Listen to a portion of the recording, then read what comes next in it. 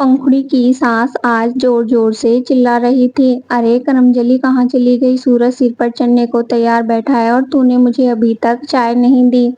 तेरा बस चले तो मुझे भूखा ही मार दे। अभी 7 भी नहीं बजे और तुम्हारी माँ ने रोज की तरह चिल्लाना शुरू कर दिया है। मैं भी क्या-क्या करूँ? सुबह पहले पानी गर्म करो, पूरे घर की सफाई करो, फिर नहाने के बाद ही रसोई में जाओ, नहीं तो वह कुछ भी नहीं खाएंगी। सुबह से ही माँ और पंखुड़ी दोनों ओर से तानों के अस्त्र-शस्त्र चलने शुरू हो गए। प्रशांत को ऑफिस के लिए देर हो रही है, उसका नाश्ता तैयार हुआ या नहीं इस बात की किसी को कोई चिंता नहीं थी। माँ, यह क्या लगा रखा है तुमने? खुद ही चाय क्यों नहीं बना लेती? तुम चाय बनाती तो मुझे भी चाय पीने को मिल जाती। प्रशांत अपनी माँ से बोला, इन बूढ़ी हड्डियों में इतना दम होता तो तेरी बहू की ओर एक नजर भी ना देखती। माँ ने भी कह दिया, बस रहने दो माँ, अभी पिछले हफ्ते ही कविता मौसी की बेटी की शादी में रसोई का सारा काम तुमने ही संभाल रखा था। वहाँ तो तुम कहीं से भी कमजोर नहीं लग रही थी। बस घर में ही तुम्हारे नाटक चलते हैं। प्रशांत ने साफ साफ कह दिया। कह ले बेटा, कह ले, अपनी विधवा माँ को सब जानती हूँ। यह आग कहाँ की लगाई हुई है। प्रशांत समझ गया कि माँ से कुछ भी कहना बेकार है। कोई भी बात करो उनकी गाड़ी पंखुड़ी पर ही आकर रुकती है। काश उसने माँ की पसंद की लड़की से शादी की होती तो घर में हर समय अशांति का माहौल नहीं बना रहता। प्रशांत के जाते ही पंखुड़ी अपने कमरे में जाकर थप्प से बिस्तर पर गिर पड़ी। सुबह से चकरगिन्नी की तरह काम करती रहती है, फिर भी घर में कोई ना कोई क्लेश होता ही रहता है। आज आंख जरा देर से क्या खुली, घर में फिर से हंगामा हो गया। घर को अच्छे से संभालने के चक्कर में नौकरी भी छोड़ दी और हाथ में कुछ पल्ले नहीं पड़ा। कितनी भी कोशिश कर ले, सास कभी भी सीधे मुंह बात भी नहीं करती। सही कहते हैं, माँ बाप की मर्जी के बगैर शादी करो तो यही सब भुगतना पड़ता है। उसका तो मायका भी खत्म हो गया, जाए तो कहाँ जाए। पापा ने तो गुस्से में यहाँ तक कह दिया था कि अगर घर में कोई मर भी जाए तो अपनी शक्ल हमें मत दिखाना। प्रशांत के भरोसे ही तो सबसे रिश्ता नाता तोड़कर आई थी और अब वह भी मुझसे कटा कटा रहने लगा है। रोते रोते पंखुड़ी की हिचकी बंद गई। कोई भी तो अपना नहीं है जिससे 2 घड़ी बातें करके अपना मन हल्का कर सकूं। पता नहीं किस जन्म का बुरा फल मुझे भुगतना पड़ रहा है। सोचते सोचते पंखुड़ी की आंख लग गई।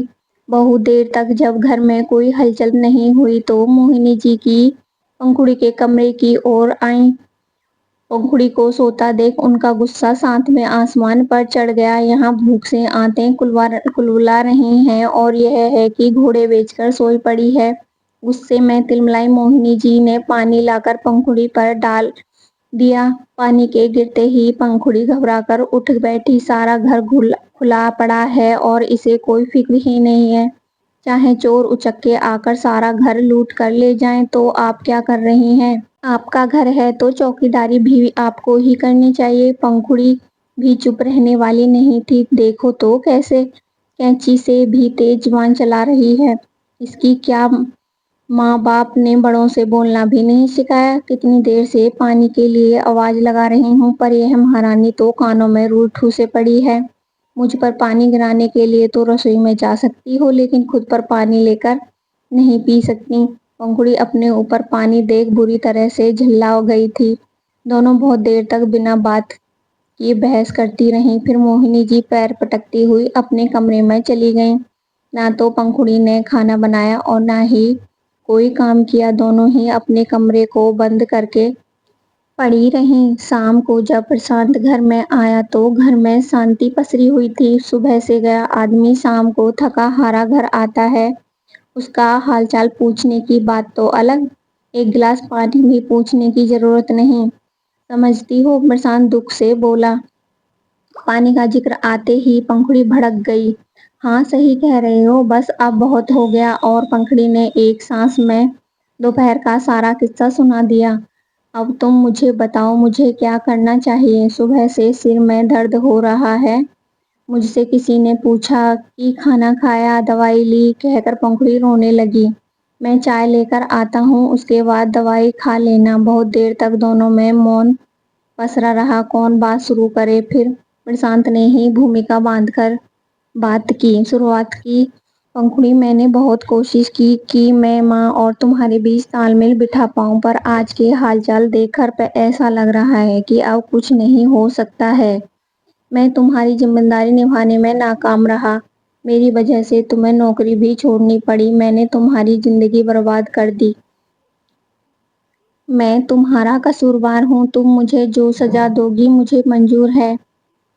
क्या तुम्हारा आखिरी फैसला है? हाँ, मेरा यहाँ रहना इतना अखरता है तो मैं यहाँ क्यों रहूँ? अभी तुम गुस्सा हो, सारी रात पड़ी है, थोड़ा और सोच लो। मैंने माँ और तुम्हें हमेशा एक ही पल्ले में रखा है, शायद इसलिए कोई समाधान नहीं ढूंढ पाया। फिर भी तुम्हारा जो फैसला होगा मैं तुम्हें नहीं रोकूंगा, कहकर प्रशांत कमरे से बाहर चला गया। रसोई से फिर 2 कप चाय बनाकर प्रशांत माँ के कमरे की ओर गया। आ गया, मिल गई फुर्सत तुझे। यहाँ देखने आया है कि माँ अभी जिंदा है या मरी पड़ी है। ऐसी अशुभ बातें क्यों अपने मुंह से निकालती हो? कभी सोचा है अगर तुम्हें कुछ हो गया तो मेरा क्या होगा? पहले चाय और बिस्किट ले लो वरना तबीयत खराब हो जाएगी, प्रशांत माँ से बोला। जिसकी किस्मत ही खराब हो उसकी तबीयत खराब हो या अच्छी क्या फर्क पड़ता है? माँ, मैंने सोचा है कि मैं पंखुड़ी को तलाक दे देता हूँ। रोज रोज के झगड़े से अलग रहना सही होगा मेरे लिए। पंखुड़ी से पहले तुम आती हो। मैं पंखुड़ी को छोड़ सकता हूँ पर तुम्हें कभी नहीं। तुम मुझे सुबह तक सोचकर बता देना, तुम्हारा फैसला ही आखिरी फैसला होगा। फिर मैं पंखुड़ी से बात कह दूंगा। प्रशांत मोहिनी जी से पंखुड़ी को अलग करने की बात कह तो आया पर मन ही मन डरने लगा।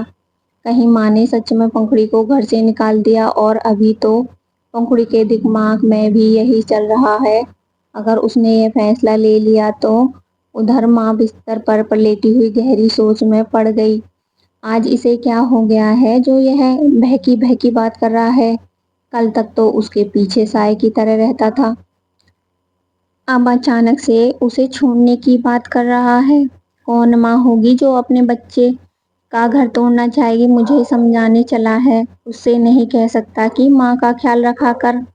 जहाँ 4 बर्तन होंगे वहाँ आपस में बजेंगे भी, पर इसका मतलब यह थोड़ी ना है कि उन्हें अलग ही कर दो। सच में हीरे जैसा बेटा है मेरा, मेरे लिए अपनी पत्नी को भी छोड़ने के लिए तैयार है। जिससे भी शादी कर के लाएगा मेरे लिए तो सब एक जैसे हैं।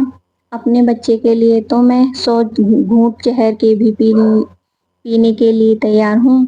कोई बात नहीं, मैं कल सुबह बहू से माफ़ी मांग लूंगी। पंखुड़ी भी रात भर करवटें बदलती रही। प्रशांत एक बार कमरे से जो गया लौटकर नहीं आया। पंखुड़ी का गुस्सा शांत होने की जगह और बढ़ गया। अब तो पक्का ही मैं घर छोड़कर चली जाऊंगी। इतनी बड़ी दुनिया है मेरे लिए रहने के लिए, कहीं ना कहीं छत मिल ही जाएगी। पंखुड़ी की कब आंख लगी उसे खुद भी पता नहीं चला। बहू, आज उठना नहीं है क्या? 7 बजने वाले हैं। प्रशांत को ऑफिस भी जाना होगा। मैंने चाय बना ली है, प्रशांत को भी उठा दे। पंखुड़ी को लगा जैसे कोई उसे आवाज दे रहा है। घड़ी में देखा तो 7 बज रहे थे। मोहिनी जी ने एक बार फिर आवाज दी, बहू चाय पी ले, ठंडी हो जाएगी। प्रशांत को भी उठा दे। पंखुड़ी ने पलट कर देखा तो प्रशांत वहीं सोया हुआ था। सुनो, माँ बुला रही हैं, चाय पी लो। तुम जाओ, मैं बाद में आता हूँ, प्रशांत आंखें बंद किए हुए ही बोला।